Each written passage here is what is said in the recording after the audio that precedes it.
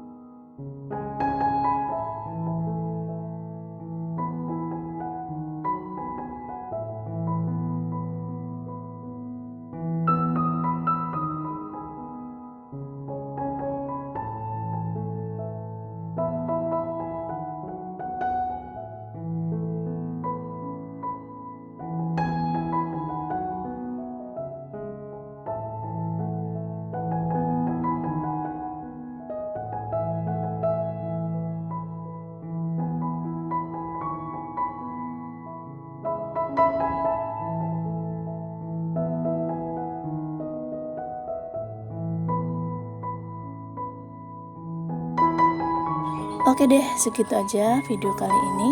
Semoga bisa memberi manfaat buat kalian. Terima kasih yang sudah menonton sampai akhir. Kalau kalian suka dengan video ini, jangan lupa like, comment, dan share ke seluruh sosmed kalian ya. Dan sampai ketemu lagi di video aku selanjutnya. Wassalamualaikum warahmatullahi wabarakatuh.